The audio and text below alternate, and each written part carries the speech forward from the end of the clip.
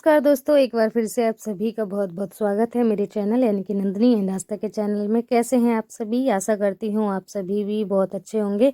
लेकिन यहाँ कुछ भी सही नहीं है। बारिश ऐसी आ रही है ना कि ऐसा लग रहा है सब फसल असल घर मकान सब बर्बाद कर जाएगी। और हमारे जो मिट्टी का किचन है अभी गीला है और इन दिनों ही बारिश होने लगी है यहाँ पे। और ये बारिश ऐसी हो रही है ना कि 3 दिन से हो रही है, रुकी नहीं है और झमाझम बरसे ही जा रही है।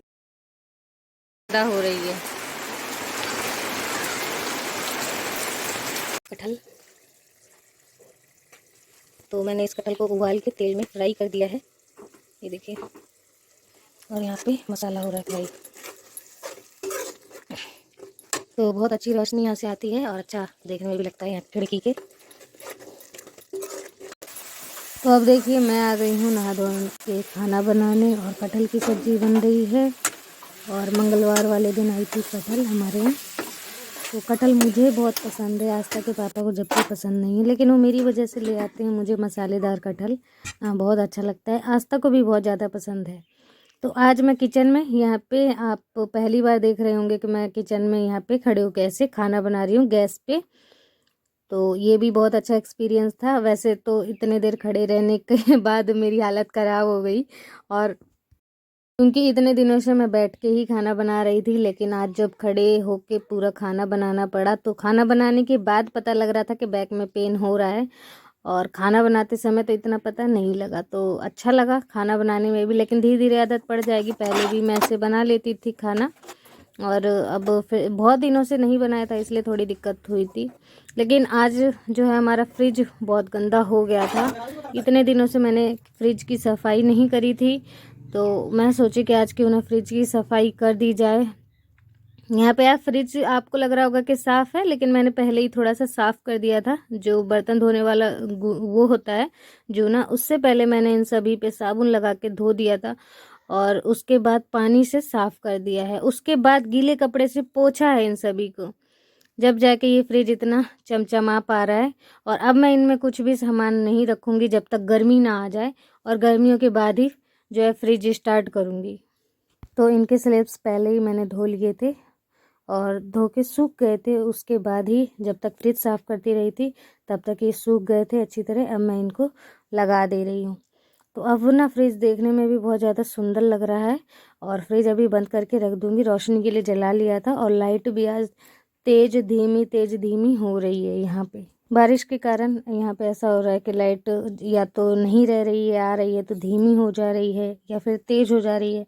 ऐसा यहाँ पे लाइट का इशू चल रहा है।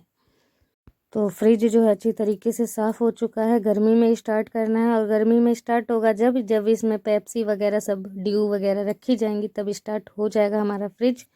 1-2 1.5 महीना बाद हमारा फ्रिज जो है स्टार्ट हो जाएगा।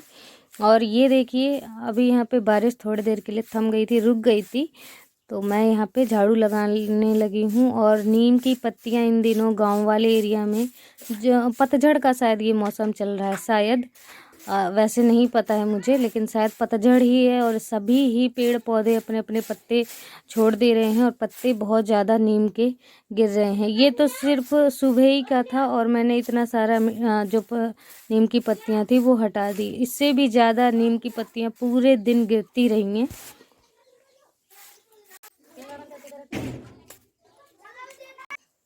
तो अब देखिए मैं आ गई हूँ मिट्टी का काम करने। आप कहेंगे रोज़ रोज़ मिट्टी का काम करने आ जाती हो, तो अच्छा भी लगता है थोड़ा सा ये सब काम। और खाली बैठे अगर आप कुछ कर ही लो तो वही ज़्यादा सही है। तो चूल्हा वो जो टूट गया था, तो मैंने सोचा बाहर एक चूल्हा रहना गांव में ज़रूरी है। अंदर क्या होता है कि धुआं भर जाता है और दिक्कत होती है। तो जब भी गैस पे खाना बनाना हुआ तो मैं गैस पे बना लूँगी अंदर खाना, और चूल्हे पे जब भी मुझे बनाना होगा तो मैं बाहर ही यहाँ पे बना लूँगी जब ये चूल्हा अच्छी तरीके से सूख जाएगा। तो यहाँ पे मट्टी मैंने रख रखी थी बर्तन में, गीला करके मैंने रखा था। नीचे नहीं गीला किया ज़मीन पे, वरना पूरे में मट्टी मट्टी हो जाता है और अच्छा नहीं लगता है। तो बर्तन में मट्टी मैंने फुला ली थी, गीली कर ली थी। और उसके बाद अब ये जो कुछ बचे कुछ ईंट, यहाँ पे जो टेबल बनाया था अलमारी, वो उसके ही ईंट हैं, तो यही सब निकाल लिए मैंने। और ये भी यहाँ पे लग रखे थे तो वो भी अच्छा नहीं लग रहा था। तो मैं सोची क्यों ना इन्हीं ईंट को जोड़ जाड़ के और यहाँ पे एक अच्छा सा चूल्हा बनाते हैं और इस तरीके से यहाँ पे घेर देते हैं, क्योंकि ये बाहर का एरिया पड़ता है तो ऐसे खुला अच्छा नहीं लगेगा। तो इस कारण से यहाँ पे ऐसे थोड़ा सा दीवार खींच दूंगी और कोने में सोच रही हूँ चूल्हा बनाने का। लेकिन उससे पहले ये दीवार उठाना भी पहली बात तो कठिन लग रहा था, ईंट कम थी और दीवार थोड़ी सी लंबी और थोड़ी सी ऊंची बनानी थी। तो जिस वजह से ईंट कम होने की वजह से ना मुझे दिक्कत आ रही थी। और आस्था के पापा नहीं थे तब मैं ये काम कर रही थी, वरना अगर वो होते तो चिल्लाने लग जाते कि तू रोज रोज ये क्या लेके बैठ जाती है। और लेकिन जब ये बन गया था उसके बाद उन्होंने कहा ये क्या है, तेरा ताजमहल खड़ा कर दिया तूने। तो ऐसे कह के मुझे चिढ़ा रहे थे और कह रहे थे रोज रोज अपना ये मिट्टी मिट्टी का काम लेके बैठ जाती है, घर में कीचड़ फैलाती रहती है, ऐसा वैसा। लेकिन अभी थोड़ा कीचड़ बेशक फैल जाएगा, लेकिन जब ये पूरा बन जाएगा तो मैं अच्छे से सफाई कर दूंगी यहाँ पे, ताकि मिट्टी का नामो निशान भी ना रहे। अच्छे से सफाई कर दूंगी और यहाँ पे अभी ये दीवार उठा के उसके बाद मुझे बनाना है कोने पे ही चूल्हा। तो आप एंड में देखिएगा कितना प्यारा लगेगा वो चूल्हा। अभी तो देखिए मैं बनाती जा रही हूँ और वहाँ जो जगह हो गई वो आपको अगले ब्लॉग में जब दिखेगा, जब मैं यहाँ का पूरा ही एरिया क्लीन कर दूंगी।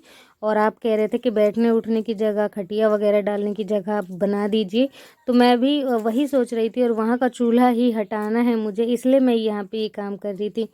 फालतू काम तो नहीं है, क्योंकि बाहर ज़रूरी तो पड़ेगा ही, अंदर धुआं भर जाता है बहुत ज़्यादा इसके कारण।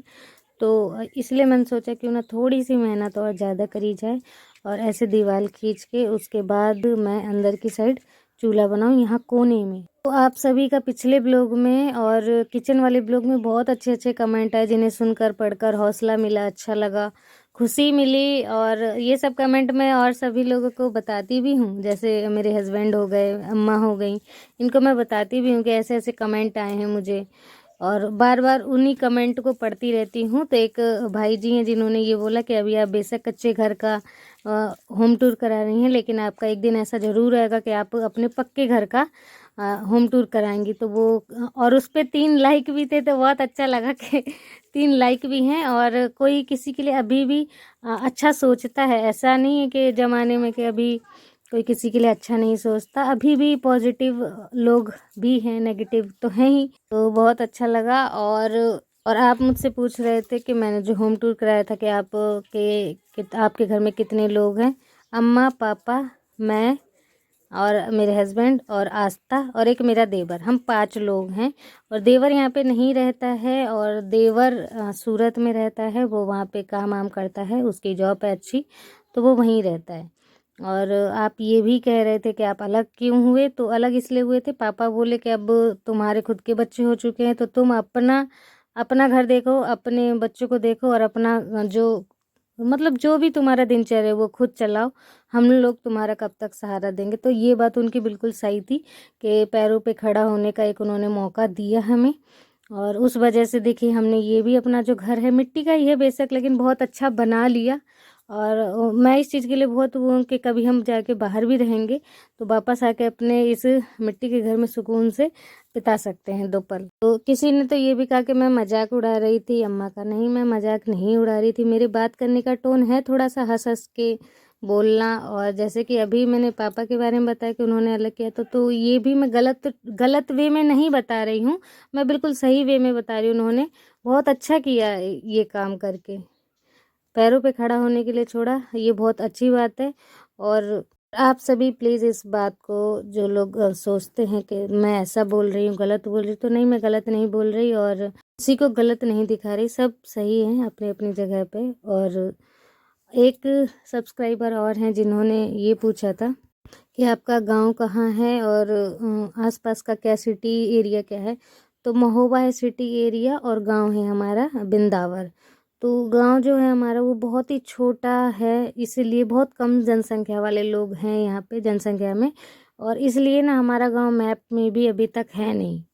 तो ये देखिए चूल्हा कितना बढ़िया बनकर रेडी हो गया। पिछले ही चूल्हे की तरह मैंने इसकी भी किनारे किनारे बाट बना दी है, ताकि राख यहाँ वहाँ ना फैले।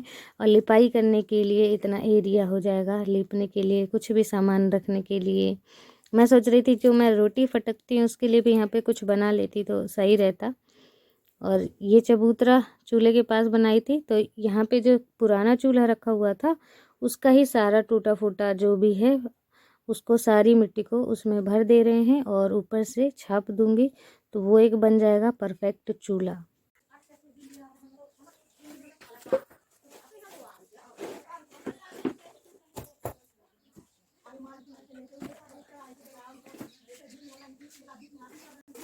तो मेरा जो यहाँ पे चूल्हा बना हुआ था ना, ये जो चूल्हा आपको सामने दिख रहा है, तो ये बहुत ही परफेक्ट चूल्हा है और मुझे इसी में खाना बनाने में मेरा मन बैठ गया है। और वहाँ पे जब मैंने बनाया एक दिन खाना तो थोड़ा सा मुझे दिक्कत हुई, इसलिए मैंने सोचा कि ये चूल्हा मैं फेंकूँ ना, बेशक टूट गया है, अगर इसे चारों तरफ से मिट्टी छाप देंगे तो ये नहीं टूटेगा।